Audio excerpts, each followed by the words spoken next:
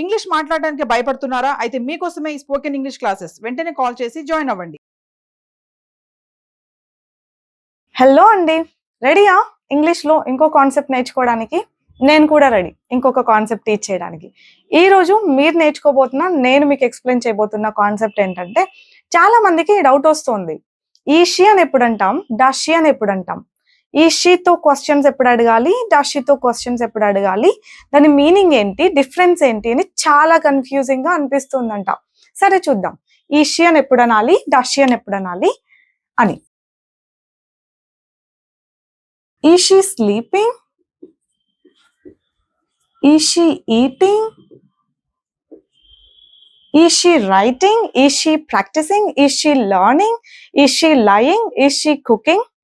ఏం అబ్జర్వ్ చేశారు? ఈ షీ అని ఎప్పుడు అన్నాం, ఏ వర్బ్ తోటి అన్నాం, ఏ వర్బ్ తోటి అన్నాం, ఐఎన్జి ఫామ్ ఉంది, అవునా?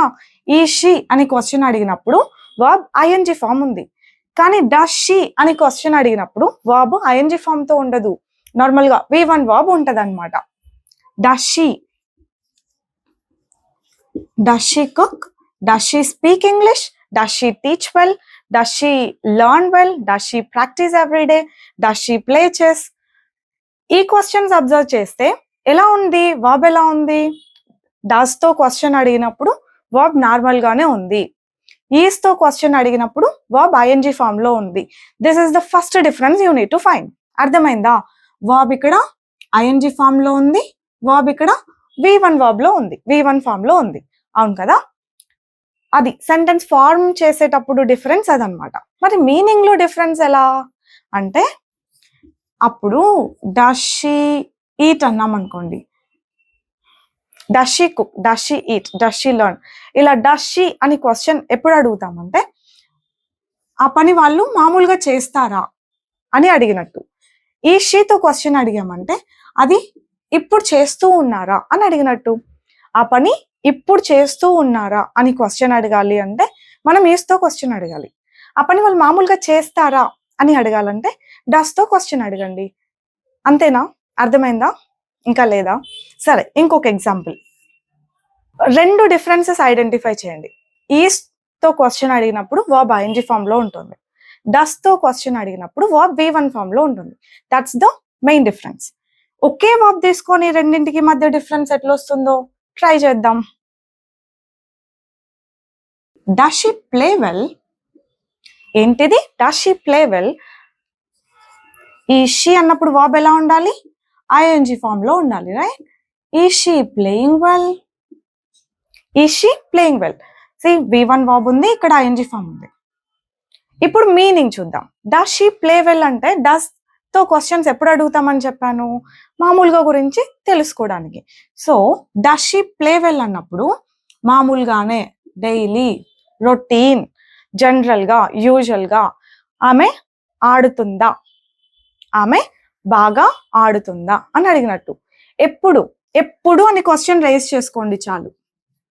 ఎప్పటి గురించి మాట్లాడుతున్నట్టు. డస్ తో క్వశ్చన్ అడిగితే ఎప్పటి గురించి మాట్లాడుతున్నట్టు. ఈ క్వశ్చన్ మీరు రేస్ చేసుకుంటే డిఫరెన్స్ మీకు అర్థమవుతుంది. ఎప్పటి గురించి మాట్లాడుతున్నాం? డస్ షీ అని యూజ్ చేసి ఎప్పటి గురించి క్వశ్చన్ అడుగుతున్నాం? మామూలుగా గురించి, ఆమె అలవాటు గురించి, ఆర్ ఆమె డైలీ చేసే పని గురించి, ఆమె రొటీన్ గా చేసే పని గురించి. ఈ షీ అని అగైన్ ఈ క్వశ్చన్ రైస్ చేసుకోండి. ఎప్పటి గురించి అడుగుతున్నాం? ఈ షీ అని. ఇప్పటి గురించి, ఎప్పటి గురించి? ఇప్పటి గురించి. ఆమె బాగా ఆడుతూ ఉందా? తెలుగు బాగా వస్తేనే ఇది కూడా అర్థమవుతుంది. ఆమె ఆడుతుందా? బాగా ఆడుతుందా? మామూలుగా. ఆమె బాగా ఆడుతూ ఉందా? ఇప్పుడు. Did you get the difference? అర్థమైందా అండి డిఫరెన్స్? రెండు క్వశ్చన్స్ అడగడానికే యూజ్ చేస్తాం, ఈజ్, డస్. రెండు క్వశ్చన్స్ అడగడానికే. ఈజ్ తో ఏమో ఐఎన్జి ఫామ్ రావాలి, డస్ తో ఏమో V1 వర్బ్ రావాలి. ఈజ్ తో క్వశ్చన్ అడిగామంటే ఇప్పటి గురించి అడుగుతున్నట్టు, డస్ తో క్వశ్చన్ అడిగామంటే మామూలుగా వాళ్ళు ఆ పని చేస్తారా అని అడుగుతున్నట్టు. నాట్ ఓన్లీ షీ, డస్ తో మనం హీ కూడా యూజ్ చేస్తాం, రైట్? She, he. మనం ఏదైనా పేరు కూడా పెట్టొచ్చు కదా. డస్ రమా హెల్ప్ యూ, పేరు కూడా పెట్టొచ్చు, right? Does Rama help you అంటే ఏంటి? ఇప్పుడు ఐడెంటిఫై చేయండి. డస్ రమా హెల్ప్ యూ అంటే హెల్ప్ చేస్తుందా రమ అని. రమ హెల్ప్ చేస్తుందా? ఎప్పటి గురించి అడుగుతున్నాం ఈ క్వశ్చన్? మామూలుగా, జనరలీ, డైలీ, యూజువలీ, యాక్చువల్లీ అట్లా. ఈజ్ రమ హెల్పింగ్ యూ అన్నప్పుడు దాని అర్థం ఏమవుతుంది? రమ హెల్ప్ చేస్తూ ఉందా? Is Rama helping you? Rama help చేస్తూ ఉందా నీకు? ఎప్పటి గురించి అడుగుతున్నాం? ఇప్పటి గురించి. సో మీకు డిఫరెన్స్ అర్థమైందా? దీన్ని simple present tense, present continuous tense ఇలా ఫార్ములాస్ ఏం వేయక్కర్లేదు. బట్ మనం ఇప్పుడు మీకు ఒకటి చెప్తా, అది ఆ టెన్స్ ఈ టెన్స్ అని అనుకోవడం కంటే, అట్లా గుర్తుపెట్టుకోవడం కంటే, డస్ ఎప్పుడు యూస్ చేస్తున్నాం, దాని మీనింగ్ ఏంటి, వర్బ్ ఎలా ఉంది. ఈజ్ ఎప్పుడు యూస్ చేస్తున్నాం, దాని మీనింగ్ ఏంటి, వర్బ్ ఎలా ఉంది. అంతే, ఇంతవరకు తెలుసుకుంటే చాలు. యూజువల్ గా మీరు ఎట్లా అర్థం చేసుకుంటారు చెప్పనా? డస్ అంటే సింపుల్ ప్రెసెంట్ టెన్స్ లో క్వశ్చన్స్ అడగడానికి, ఈజ్ ఉందంటే ప్రెసెంట్ కంటిన్యూస్ టెన్స్, ఇట్లా మాట్లాడుతూ ఉంటారు. నాకు ఒకటి అర్థం కాదు, మనం క్వశ్చన్ అడిగితే అది ఏ టెన్స్ అని ఎవరు అడుగుతారండి మనల్ని? మనం ఏం అర్థం చేసుకోవాలి అంటే, డస్ తో క్వశ్చన్ అడగాలి, దాని మీనింగ్ ఇది. ఈజ్ తో క్వశ్చన్ అడుగుతాం, వర్బ్ ఐఎన్జీ ఫామ్ లో ఉంటుంది, దాని మీనింగ్ ఇది. ఇది మనం అర్థం చేసుకోవాల్సింది. ఓకేనా? హెల్పింగ్ వర్బ్ మీనింగ్ ఏంటి, ఏ హెల్పింగ్ వర్బ్ తో అడిగితే ఆ క్వశ్చన్ ఇచ్చే మీనింగ్ ఏంటి అని మాత్రమే అర్థం చేసుకోండి తప్ప అది ఆ టెన్స్ ఇది ఈ టెన్స్ అని గుర్తు పెట్టుకోవాల్సిన అవసరం లేదు. ఎందుకు లేదు? నేను చెప్పాను, ఏ టెన్స్ అని మనల్ని ఎవరు అడగరు, మనం కరెక్ట్ గా వాడాలంతే, యూసేజ్ తెలుసుకొని. ఓకేనా? డస్ కి ఈజ్ కి మధ్య డిఫరెన్స్ ఒక చిన్న ఓవర్ వ్యూ ఇవ్వనా అండి? ఫస్ట్ ది రెండు క్వశ్చన్స్ అడగడానికే యూస్ చేస్తారు. ఓకేనా? డస్ అయినా ఈజ్ అయినా రెండు క్వశ్చన్స్ అడగడానికే యూస్ చేస్తారు. ఏ ప్రొనౌన్స్ తో వాడతారు? ఈ ప్రొనౌన్స్ తో వాడతారు. Is, he, is she, is it, లేదంటే పేర్లు కూడా పెట్టుకోవచ్చు. Does she, does he, does it, ఇది కూడా అంతే, పేర్లు కూడా పెట్టుకోవచ్చు. రెండింటిని ఎందుకు యూస్ చేస్తామంటే క్వశ్చన్స్ అడగడానికి యూస్ చేస్తాం. అది కూడా సెంటెన్స్ స్టార్టింగ్ లోనే ఉండాలి. రైట్? సెంటెన్స్ స్టార్టింగ్ లోనే ఉండాలి. ఈజ్ పెట్టినామంటే వర్బ్ ఐఎన్జీ ఫామ్ లో ఉండాలి. డస్ తో క్వశ్చన్ అడిగామంటే వర్బ్ V1 ఫామ్ లో ఉండాలి. ఈజ్ తో క్వశ్చన్ అడిగినప్పుడు అది మనం ఇప్పటి గురించి క్వశ్చన్ అడుగుతున్నట్టు. Is she learning, is she practising, is she lying, is she cooking, ఇట్లా అన్నామంటే ఆమె వండుతూ ఉందా, ప్రాక్టీస్ చేస్తూ ఉందా, నేర్చుకుంటూ ఉందా, అబద్ధం చెప్తూ ఉందా అని ఇప్పటి గురించి క్వశ్చన్ అడిగినట్టు. అదే డస్ తో క్వశ్చన్ అడిగితే అది మనం జనరల్ గా క్వశ్చన్ అడిగినట్టు.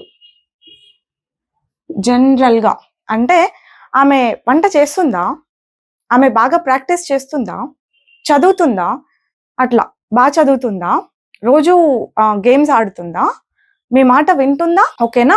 అది డిఫరెన్స్ అన్నమాట. సెంటెన్స్ లో చెప్పాలి అంటే is she listening to you, is she listening to you.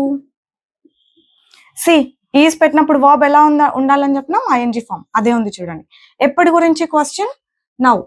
వింటూ ఉందా అంటే ఇప్పుడే వింటూ ఉందా అని అర్థం. Does she listen to you అంటాం. Does she listen to you అంటే ఏంటి చూడండి, డస్ తో ఏ వర్బ్ ఉండాలన్నాం, V1 వర్బ్. డస్ తో క్వశ్చన్ అడిగితే జనరల్ గా, డైలీ, యూజువల్ గా అడిగినట్టు. సో ఇది జనరల్ గా, మామూలుగా మీ మాట వింటుందా అని అడిగినట్టు అనమాట. మీ మాట వింటుందా, మీ మాట వింటూ ఉందా. చాలా మంది కూడా ఒక కామన్ మిస్టేక్ చేస్తారు. మాట వింటుందా అంటే listen to words, listen to your words అంటారు. యువర్ వర్డ్స్, దేర్ వర్డ్స్ ఇట్లాంటి వర్డ్స్ ఇంగ్లీష్ లో ఏం ఉండదు. మనం మాట వింటుందా అంటే మాట అంటే వర్డ్ కదా అని మన వాళ్ళు ఇట్లా క్రియేట్ చేశారేమో మరి తెలీదు. బట్ ఇంగ్లీష్ లో అయితే అట్లా ఉండదు. లిసన్ టు మీ అంటాం. నా మాట విను అనాలంటే జస్ట్ లిసన్ టు మీ అంటాం. లిసన్ టు మై వర్డ్స్ అని అనము, అనకూడదు, అనకండి కూడా. ఓకేనా అండి?